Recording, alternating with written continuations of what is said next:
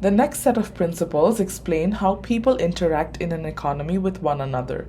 Principle 5 says, trade can make everyone better off. When I say trade can make everyone better off, I mean both parties that are engaging in trade. And in this case, we're talking about international trade. When countries engage in international trade, it allows people and countries to specialize in what they do best, meaning that they can produce a large amount of output at the lowest cost, which translates to people being able to buy a large variety of goods and services at the lowest cost. You may often hear the media talking about some country losing in trade, some country winning in trade. Trade is not like a sports contest in which one side wins and the other side loses. If two countries are engaging in trade, they must be benefiting from the trade. Trade between two countries can make both countries better off. Even when trade in the world economy is competitive, it can lead to a win-win outcome for both countries involved. We will see more of why this is true in Chapter 3, but for now, trade can make everyone better off. Principle 6 says, markets are usually a good way to organize economic activity. A market is anywhere a group of buyers and sellers meet to buy and sell products. In the olden days, sellers used to bring all of their products to a market, and buyers used to go to those markets to buy those products. They used to bargain and negotiate on the price of the product, and then buyers would buy their desired product from the sellers. Today, a market does not need to be a single physical location. Today, a market can be anywhere groups of buyers and sellers meet. Think about online shopping. When you open a website, you're the buyer. The people who have put up ads about products are the sellers. That website where you are buying products is also a market.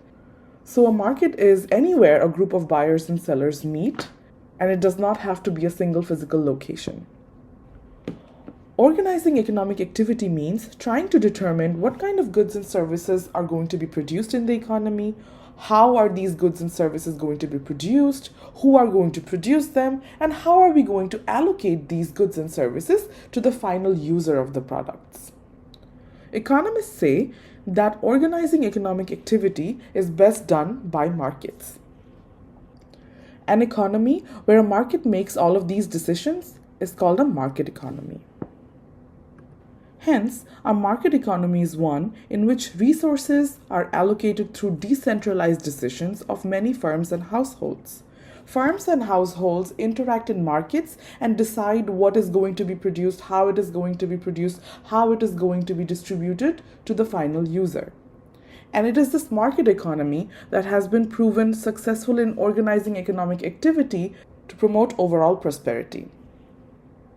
In contrast, a command economy is one in which resources are allocated through centralized decisions of one specific authority.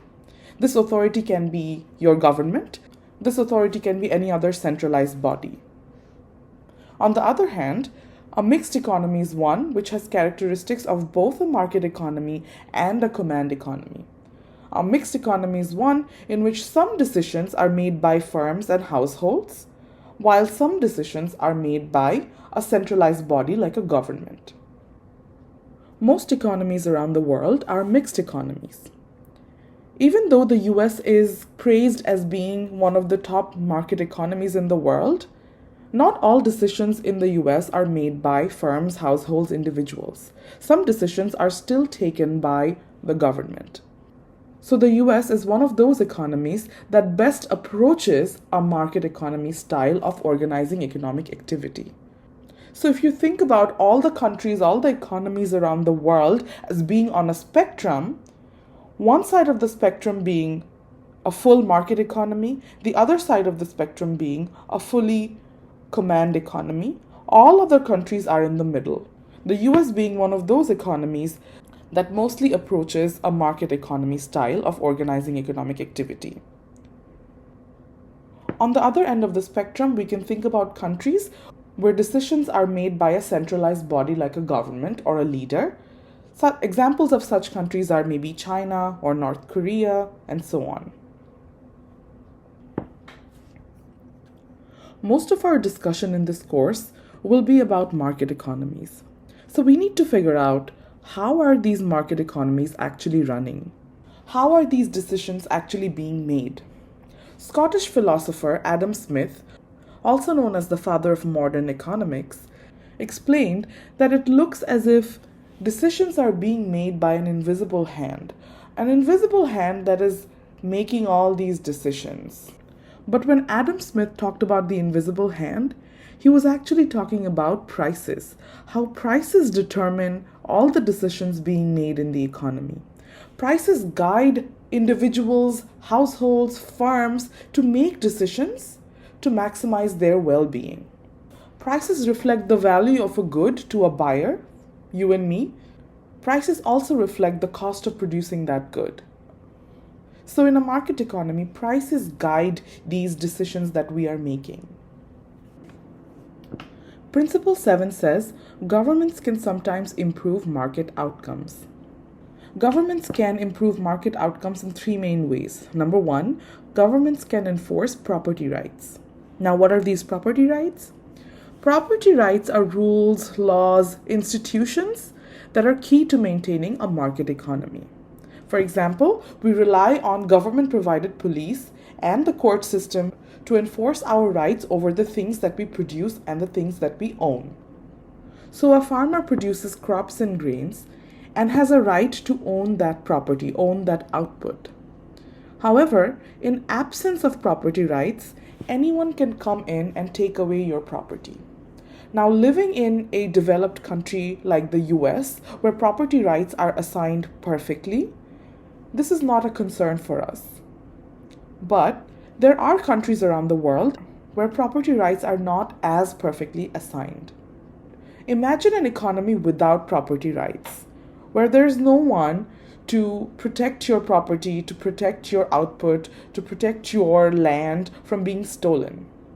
If there are no property rights, people are going to be less inclined to work, produce, invest, or even purchase something in fear of their property being stolen. So governments can improve market outcomes by enforcing property rights. The second way governments can sometimes improve market outcomes is by promoting efficiency. Governments can promote efficiency by helping avoid market failures.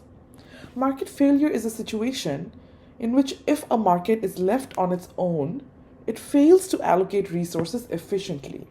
So there are many markets in the economy which, if left on its own, will fail to allocate resources efficiently. We discussed two different sources of market failure. The first one is externality. An externality is a situation in which production or consumption of a good affects a third party, a bystander that has nothing to do with the production or consumption. A very good example of an externality or a negative externality is pollution. Imagine that there is a factory near a river, and this factory produces some good. After producing that good, the factory throws away all the waste into the river, thus creating pollution. Corporations have no incentive to take care of that pollution, to take care of that negative externality. That is why these kinds of situations would lead to market failure. But if there's a government present, the government would have the authority to control the amount of pollution or to control the negative externalities into the environment. There are other examples of negative externalities as well. Any kind of production or consumption that affects a third party is known as an externality. Pollution is just one example. Another source of market failure is market power. Sometimes, if there is one single buyer or one single seller in a market, this single buyer or seller has substantial influence on the market price. So if we think about a single seller is called a monopoly. And because this monopoly has substantial influence over the price, they can increase price whenever they want, thus exploiting consumers. So in these kinds of situations, if a market is left on its own, consumers are going to suffer. That is why we need the government to intervene and say, you cannot increase price whenever you want. That is why there are laws and regulations against this kind of behavior, against market power. The third way a government can sometimes improve market outcomes is by promoting equality in the economy. The government is the only authority that can avoid disparities in economic well being and try to create a more equal society. But how can the government do that? The government can do that by using tax and welfare policies. This would mean having a progressive tax system. This would mean placing higher tax rates on those who earn more and then redistributing that wealth through welfare policies. Now, everything I said in Principle 7 has to be interpreted carefully. To say that the government can improve market outcomes does not mean that they always will. It depends on the government.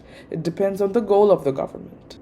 I am basically saying that in principle, the government can improve market outcomes.